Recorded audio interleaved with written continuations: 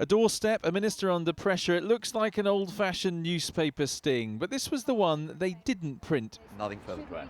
4 papers knew Culture Secretary John Whittingdale had had a relationship with a sex worker, but they didn't run it. Now Labour say he should give up his responsibility for press regulation because it looks like the papers had a hold over him. Whilst there is a perception of undue influence, perhaps being part of his decision-making process, that is a problem. And it's a problem he can get out of by recusing himself from taking these decisions.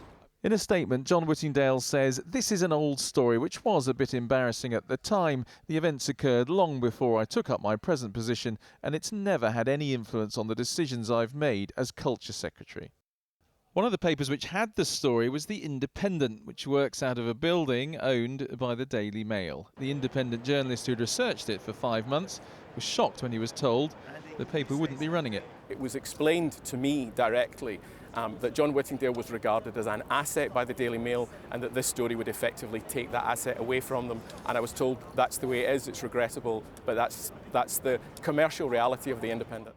The Mail's described that as preposterous, and others in the industry say after all the criticism of press intrusion, there's a much simpler explanation. Single man dates single woman. Where's the public interest in that? Is how I suspect it was now being viewed post-Leveson in the editor's offices.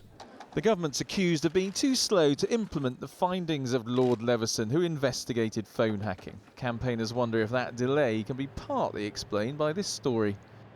In the absence of the government providing a reason, one has to think that this could well be a factor. And even if it wasn't, it stinks, doesn't it? That he knew the press had something on him and he says he wants to keep the press on their toes. I mean, put 2 and 2 together. Number 10 says the Prime Minister still has full confidence in the Culture Secretary, and for once in stories like this, seems the papers are not out to get him.